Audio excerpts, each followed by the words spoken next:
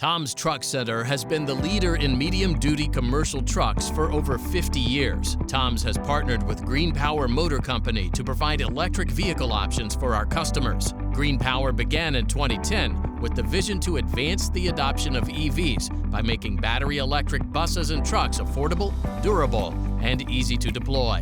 For all appearances, this van is a standard 16-foot van body, normal in most ways. One such difference is the vehicle's remote is disabled. We'll show you how to enable it coming up. For now, we'll just use the key to unlock the door. Another difference is that the vehicle does not have a park position, and it is imperative that the park brake is set whenever the driver is not in the seat.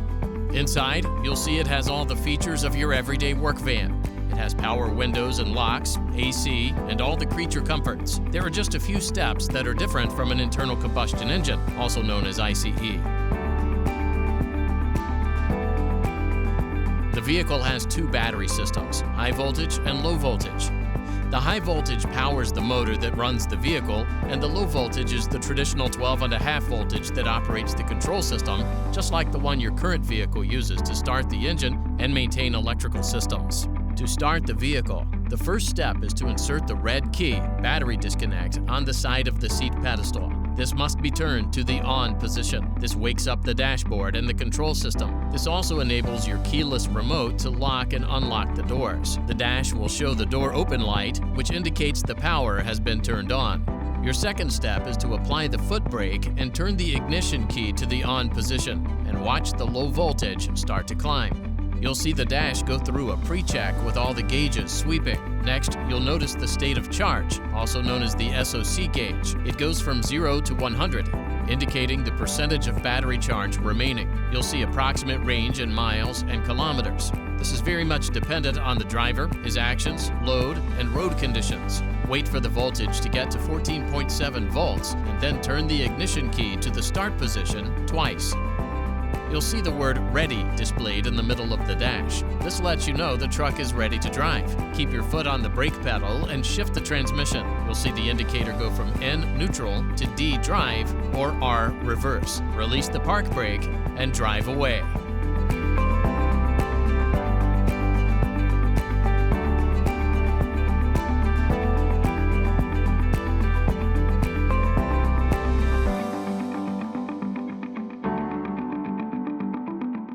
There are two types of regeneration. One is passive and the other is driver-generated. The difference between the two is one slows down without brake pedal action, and the other happens when applying the brake pedal. This is a driver-learned behavior. We should all experience this for ourselves and see the difference. The regeneration process is variable depending on speed and driving conditions.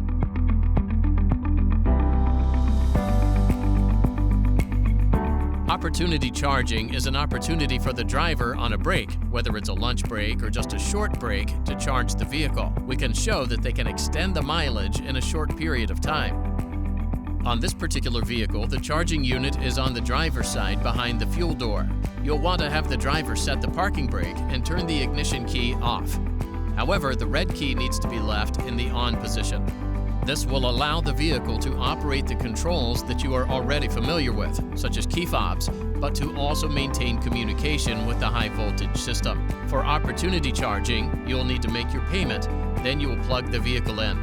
You'll want to confirm charging by observing the amp readout on your dash. This is the same gauge on your dash as you will see when viewing the vehicle's regeneration.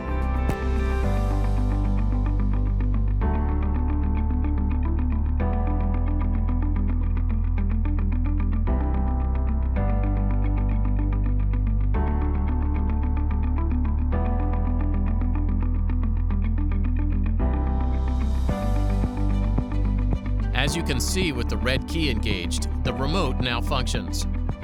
The effective range of these vehicles depends greatly on driver behavior. Hard acceleration reduces the range, while the use of regeneration can extend the range. To take full advantage of extending your range, you'll want to plan your route around available infrastructure of opportunity charging stations. Those opportunity charges will greatly extend your range and routes. When you reach 30% state of charge, indicated by the state of charge gauge, also known as SOC, it's advised to look for a recharging landing spot. Please note the last 30% of charge has less range than the first 30% of charge.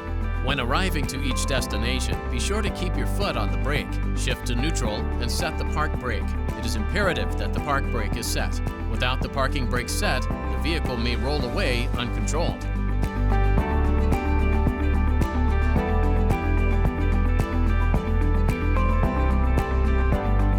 Level 2 charging is the type of charging you can do overnight when parked back at your facility. This follows the same procedure as opportunity charging.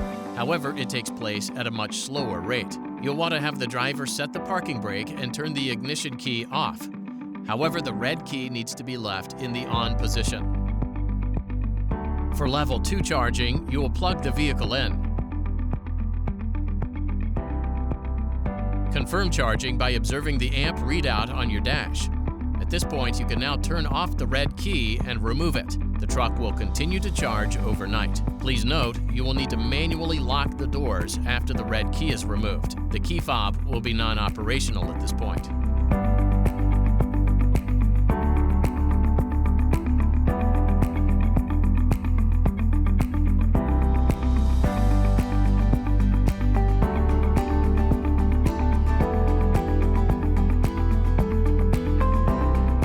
There are many reasons to take advantage of the electric vehicles available now and become one of the early adopters of this technology. California is working towards requiring all new vehicles to be electric. Now is the time to take advantage of the incentives being offered to offset the costs of these vehicles and the costs of charging equipment. Get your infrastructure established early.